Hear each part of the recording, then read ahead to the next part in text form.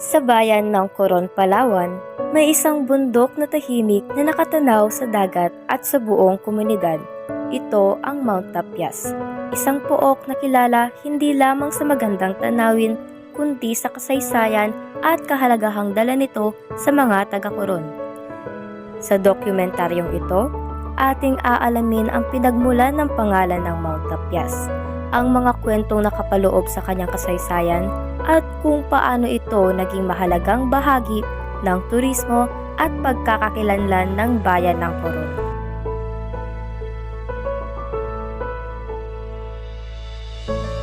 Ang Mount Tapias ay may mahigit 700 hakbang patungo sa tuktok. Habang umaakyat, makikita mo ang konkretong hagdan at ang mga lugar na pwedeng huminto at magpahinga. Ayon sa mga lokal, ang pangalan na Tapias ay hango sa anyo ng bundok. Parang may naalis na bahagi ng tuktok, kaya natawag itong Tapias. Habang patuloy na umaakyat sa Mount Tapias, ramdam hindi lang ang pisikal na hamon ng pag-akyat, kundi pati ang koneksyon sa kasaysayan at kultura ng lugar. Marami ring bumibisita mula sa iba't ibang bahagi ng Pilipinas upang maranasan ang ganda ng bundok at ang tanawin mula sa tuktok. Isa sa kanila ay si Heidi May Abella, isang lokal na turista na nagmula sa Cebu City. Taga saan po? From Carloc, 139 Carloc Street, Cebu City. Cebu City po. San Nicolas proper. Apo. So, first time niyo po ditong umakyat sa Tapias po, di ba? Oo, first time. So, ano lang po masasabi niyo po sa view?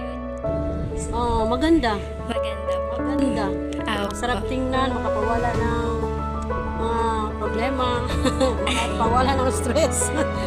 kahit pag-akyat dito, minsan naman, pero masingot. Pero okay naman, sulit. Opo. Hindi naman po kayo nahirapan po sa pag-akyat hindi po? Hindi naman, kasi naman kami, magpahinga naman, basta mapapagod, umakyat. So, bakit niyo po naisipan po na umakyat po dito sa Tapias? Para ma-enjoy sa ang Palawan. Opo. Mount Tapias. Opo. Para ma-enjoy namin dito. Bukod kay Ginang Heidi, ating ding nakapanayam si Datu Dr. Fernando Macolor Cruz. Si Dr. Fernando ay isang lokal na pinuno sa Coron, Palawan. Siya ang nakaisip at nagpanukala ng pagpapatayo ng Mount Tapias Cross na isinama sa Mount Tapias View Deck Park Project na pinasimulan noong panahon ni dating Mayor Luis Fernandez Lim. Sa madaling sabi, si Fernando Cruz ang pinagmulan ng ideya ng Mount Tapias Cross. Ang krus ay itinayo sa lupang pinagkaloob ng mag-asawang Remberto at Fabiana Lim. Pinondohan ng pamahalaang panlalawigan ng Palawan at sinuportahan sa pamumuno ng dating gobernador na si Joel T. Reyes. Ang orihinal na Mount Tapias Cross ay nasira ng Super Typhoon Haiyan noong 2013 at muling itinayo sa ilalim ng administrasyon ng dating Mayor Clara or Fems E. Reyes.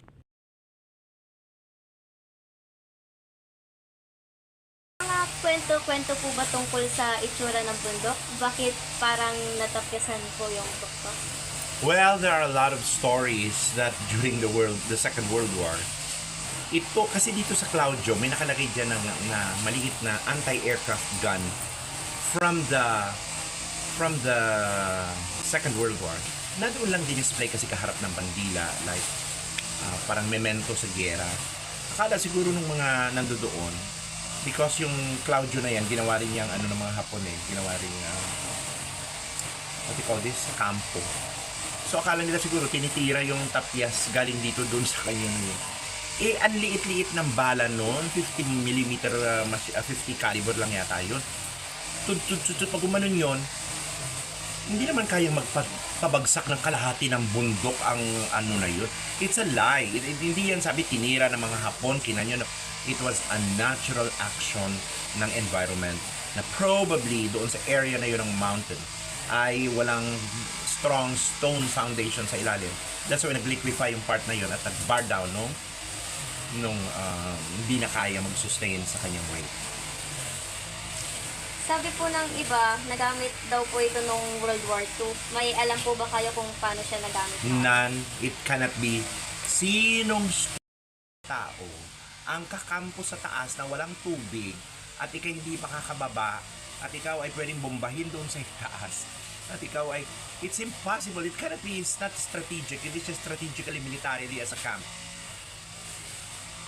Ano po yung mga, kung sakali may kwento-kwento po or sabi-sabi mga matatanda, meron po ba silang sabi-sabi tungkol sa bundok po? About Montapias, none really. Wala talaga akong alam na kwento na sabi, alamat. Except yun na nga yung kwentong bayan na nabuo na binaril kanyon daw yan ng mga Hapon kaya nagbagsak daw yung side na nag-bar down. Hindi totoo yun. It's not true. Alamat lang po. Alamat lang yan na pinagdugtong-dugtong nila dahil pag inikot mo yung anti-aircraft gun, pag yun mo, nakatutok nga naman doon. So akala nila yun ang ginamit doon para pabagsakin yung bundok. Ay para lang yan malakas na Armalite, you know? Hindi niya kayang magpabagsak ng bundok ng gano'n. Natural lang yun ang liquefaction ng lupa banda doon. Kaya ako duda rin na anywhere sa palibot niyan, mayroon pang mga weak points yan. Kaya yung mga taong nakatira dyan sa palibot niya, o kayong akampante.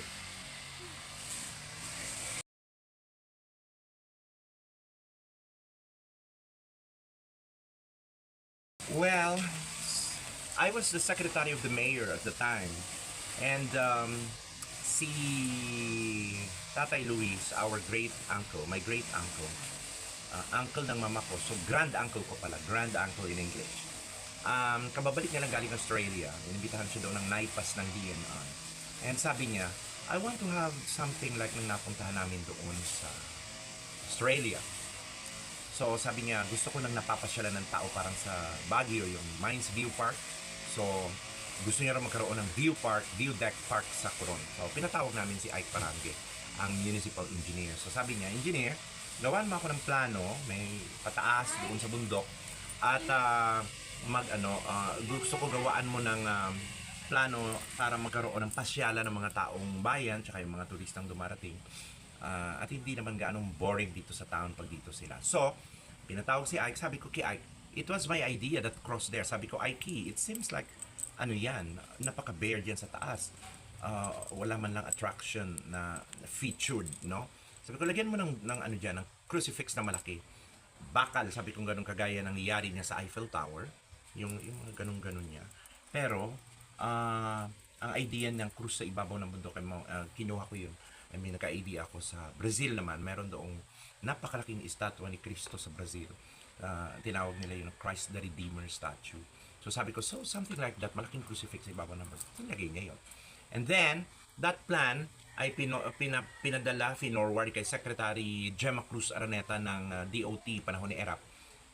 Sumagot si Secretary Araneta, sorry, sabi niya, we don't fund local tourism projects like that. So, ang ginawa ni Secretary Araneta, dahil alam niya may pera ang province from Malampaya, finorward ngayon, in-endorse ang project sa provincial government, which luckily earned the support of Governor Reyes.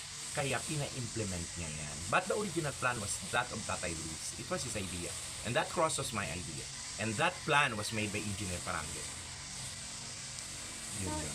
Yung, nung pinapagawa po yung cross po, mayroon na po yun agad hagdan? No, just a trail going up. I remember I was twice, nakaakyat na ako dyan 2 beses. Noong hindi pa ako na-aksidente sa aeroplano, kasi natumba ako sa hagdan ng plane. Nung umaakyat kami dyan dati, trail lang yan. May konting medyo paved way paved na nilagyan ng ganun-ganun. Pero hindi talaga yan siya ganyan. Part yan, in-improve yan noong panahon ni JTR nung in-implement na yung project na aprobado. Actually, yung buong bundok na yan ay lupa ni Tatay Bert na Lim, parte ng kanyang pasture lease agreement sa DENR. Pero yung part na yon, dahil kapatid niya yung mayor, tawag dito, hiningi and expropriate, pinahiwalay yung property at i-donate sa munisipyo. Here's my post on Facebook about Mount Tapias. This is the cross, at ito yung affidavit ni Engineer Parangue. That project, may pet sheet to eh. Nakabalik si Tatay Luis sometime, couldn't remember it. Basta panahon ng naipas yun, matagal na. Wait. Hindi ko nalagay yung mga dates dito. I couldn't remember the dates. Pero, this was the time na si Erpang President, si Gemma Cruz Araneta ang secretary ng tourism. Yung mga panahon na yun. Matagal na. Mayor Lim pa. After ni Mayor Lim, nag-Mayor Enriquez ulit. Pagkatapos bago pa si Mayor Reyes. Tapos ilang term na ulit si Mayor Reyes, di ba? So, this was about 24, 25 years ago. Ang isang idea ko rin dyan is a statement, no? That this land is Christian land. Kristyanong lugar ito. Sa tingin niyo po, bakit po mahalaga ang Mount Tapias sa mga taga-Coron? Well, it's one of the places na pwedeng puntahan ng turista, di ba? Pasyalan. At ito nga, yung ibang mga kakilala natin dito sa Coron, ginawa siyang lugar, exercisean, akyatan, pang fitness. So, nagkaroon pa siya ng another purpose.